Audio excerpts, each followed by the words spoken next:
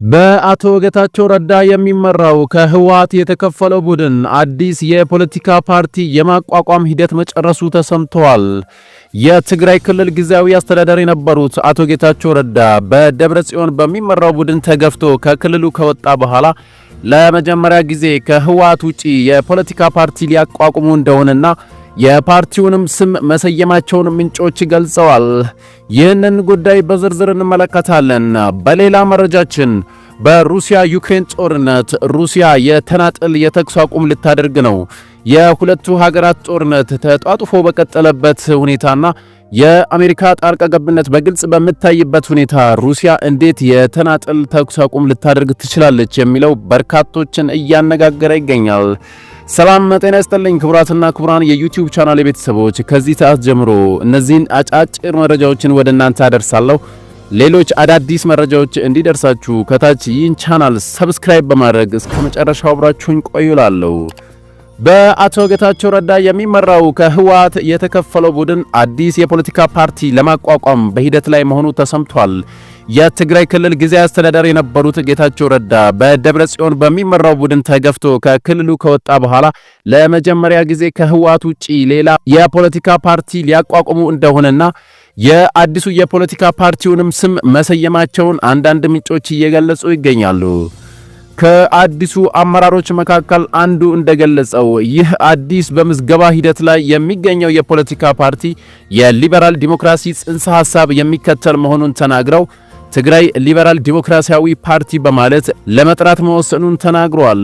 ስማቸው እንዳይገለጽ የጠየቁት እኚህ የቀድሞ የህወሓት አመራር ይህ ስም የፖለቲካ ፓርቲውን ለመመስረት በእንቅስቃሴ ላይ ባሉ ሰዎች የተመረጠ እንጂ ከምርጫ ቦርድ ዕውቅና ስላላገኘ ጉባኤ ሲካሄድ ሊቀየር ወይንም ሊሻሻል ይችላል ብለዋል። በሁለት ተከፍሎ እርስ በርስ ሲካሰስ የቆየው ህወሓት የኢትዮጵያ ምርጫ ቦርድ ባስቀመጠው ቀነ ገደብ ጉባኤ ማካሄድ ባለመቻሉ ከፓርቲነት ሊሰረዝ እንደሚችል ከሰሞኑ ቦርዱ ማስጠንቀቁ ይታወሳል።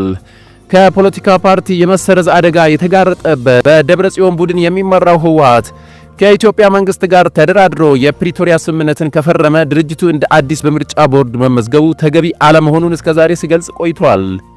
የህወሓት መሰረዝ ስጋት የፈጠረባቸው በአቶ ጌታቸው የሚመራው የህወሓት ማዕከላዊ ኮሚቴ አባላት ከሳምንታት በፊት ባወጡት መግለጫ በደብረጽዮን ለሚመራው ቡድን በጋራ ጉባኤ ለማካሄድ ጥሪ አቅርቦ የነበረ ቢሆንም በጎ ምላሽ አለማግኘታቸውን ገልጸዋል። በመሆኑም የህወሓት ህጋዊነት በቅርቡ ስለሚያበቃ የህወሓት የፖለቲካ ዓላማዎችን ለማሳካት የሚያስችልን አዲስ የፖለቲካ ፓርቲ ለመመስረት ተገደናል ያሉት ስማቸው እንዲጠቀስ ያልፈለጉት አመራር የፓርቲው ህገ ደንብና ፕሮግራሞቻቸውን አርቅቀው መጨረሳቸውንና አክሎም የደጋፊዎቻቸውን ፊርማ በማሰባሰብ ላይ እንደሚገኙ ተናግረዋል። ይሁን እንጂ የኢትዮጵያ ምርጫ ቦርድ ያስቀመጣቸውን መስፈርቶች ገና ስላላሟሉ እስካሁን ድረስ ለቦርዱ በይፋ የቀረቡት ጥያቄ እንደሌለ ተናግረዋል። የኢትዮጵያ ምርጫ ቦርድም ይህ ስብስብ ለምዝገባ እየሄደበት ያለውን ሂደት እንደሚያውቅም ምንጩ የገለጸ ሲሆን ይህ በምዝገባ ሂደት ላይ የሚገኘው ፓርቲ ክልላዊ ፓርቲ እንደሆነና ከኢትዮጵያ ምርጫ ቦርድ በግንቦት መጀመሪያ ላይ ዕውቅና እናገኛለን ብለው እንደሚጠብቁ ተናግረዋል። የትግራይ ሊበራል ዲሞክራቲክ ፓርቲ እየመሰረቱ ካሉት ፖለቲከኞች መካከል የትግራይ ክልል ጊዜያዊ አስተዳደር ፕሬዝዳንት የነበሩት አቶ ጌታቸው ረዳ፣ የህወሓት ፖሊስ ቢሮ አባል የነበሩትና የትዕመት ዋና ስራ አስፈጻሚ አቶ በየነ መክሩ እንዲሁም ፕሮፌሰር ክንደያ ገብረ ሕይወት እንደሚገኙበት ታውቋል። ይህ ህጋዊ ዕውቅና ለማግኘት እየተንቀሳቀሰ ያለው ፓርቲ በሌተናል ጀነራል ታደሰ የሚመራው የትግራይ ጊዜያዊ አስተዳደር የአንድ ዓመት ጊዜ ካበቃ በኋላ ክልላዊ መንግስትን ለመመስረት በሚደረገው ምርጫ እንደሚሳተፍም ገልጸዋል። አዲስ የሚመሰረተው ትግራይ ሊበራል ዲሞክራቲክ ፓርቲ ከኢትዮጵያ ምርጫ ቦርድ ዕውቅና ካገኘ በኋላ ከባለሀብቶች እስከ ቀን ሰራተኞች ድረስ በአባልነትና በአመራርነት ተቀላቅሎ ሊሳተፉበት እንደሚችሉ ተናግረዋል። ከፓርቲው መስራቾች አንዱ የሆኑት አቶ ጌታቸው ረዳ የጠቅላይ ሚኒስትሩ የምስራቅ አፍሪካ ጉዳዮች አማካሪ ሚኒስትርና ፕሮፌሰር ክንድያ ገብረ ሕይወት በሚኒስትር ዴኤታ ማዕረግ የትምህርት ሚኒስትር አማካሪ ሆነው በጠቅላይ ሚኒስትር አብይ አህመድ መሾማቸው ይታወሳል።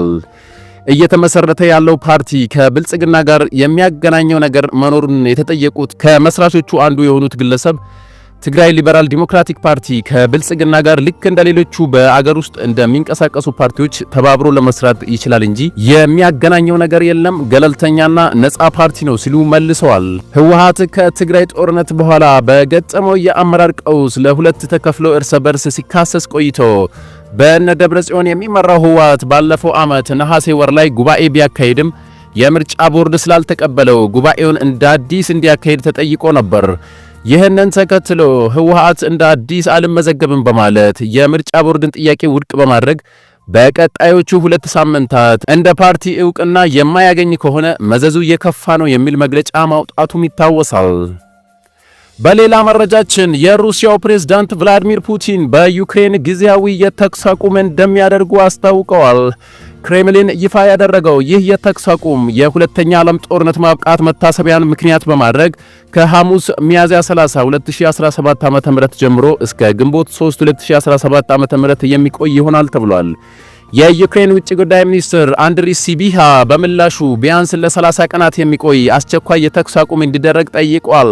በሁለቱ ሀገራት መካከል የሰላም ስምምነት እንዲደረስ ጥረት እያደረጉ የሚገኙት የአሜሪካው ፕሬዝዳንት ዶናልድ ትራምፕ በበኩላቸው ቋሚ የተኩስ አቁም እንጂ የአንድ ወገን ተኩስ አቁም ስምምነት አንፈልግም ብለዋል። ክሬምሊን የፋሲካ በዓልን በማስመልከት ለ30 ሰዓታት የዘለቀ የተኩስ አቁም እንደሚያደርግ ገልጾ የነበረ ቢሆንም በደቂቃዎች ውስጥ ግጭቱ በመቀጠሉ ሳይሳካ ቀርቷል። በዩክሬን የተኩስ አቁም ለማድረግ ከ20 ጊዜ በላይ ሙከራ የተደረገ ቢሆንም አንዳንዶቹ በደቂቃ ውስጥ በመፍረሳቸው ሁሉም ውጤታማ ሳይሆኑ ቀርተዋል። በቅርቡ የፋሲካ በዓልን ምክንያት በማድረግ ይፋ የተደረገው የተኩስ አቁም ውጊያው እንዲቀንስ ያደረገ ቢሆንም ውጊያ ባለመቆም ላለመሳካቱ ሁለቱም ወገኖች እርስ በርሳቸው ይካሰሳሉ። ፑቲን ሰኞ ዕለት አዲስ ባወጣው መግለጫ ሰብአዊነትን መሰረት በማድረግ የተኩስ አቁም ለማድረግ ወስነናል፣ ዩክሬንም ሰብአዊነት የሚሰማት ከሆነ ተመሳሳዩን እርምጃ መውሰድ አለባት ብለዋል። ነገር ግን ይህንን የተኩስ አቁም ለመጣስ የሚደረግ ማንኛውም እርምጃ ሩሲያ የጦር ኃይሏን ተጠቅማ ተመጣጣኝና ውጤታማ ምላሽ ትሰጣለች ሲሉ ፑቲን አስጠንቅቋል። መግለጫውን ተከትሎ የዩክሬን ውጭ ጉዳይ ሚኒስትር አንድሪ ሲቢሃ ሩሲያ እውነት ሰላምን የምትፈልግ ከሆነ የተኩስ አቁም አሁኑኑ ማድረግ አለባት። ለምን እስከ ሚያዝያ 30 ድረስ መቆየት አስፈለገ? አሁን ተኩሱ የሚቆም ከሆነ ለ30 ቀናት መዝለቅ ከቻለ ለታይታ ሳይሆን እውነት ይሆናል ብለዋል። አሜሪካ በሁለቱ ሀገራት መካከል የሰላም ስምምነት እንዲደረስ እያሸማገለች የምትገኝ ሲሆን ዶናልድ ትራምፕ ግን ምንም አይነት ለውጥ የማያዩ ከሆነ ጥረታቸውን እንደሚያቋርጡ አስጠንቅቋል።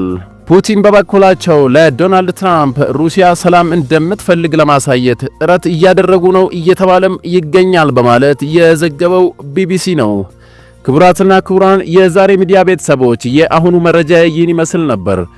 አዳዲስና ወቅታዊ መረጃዎች በፍጥነት እንዲደርሳችሁ ይህን ቻናል ከታች ሰብስክራይብ አድርጉ እያልኩ በቀጣይ መረጃ እስክንገናኝ ድረስ ሰላም።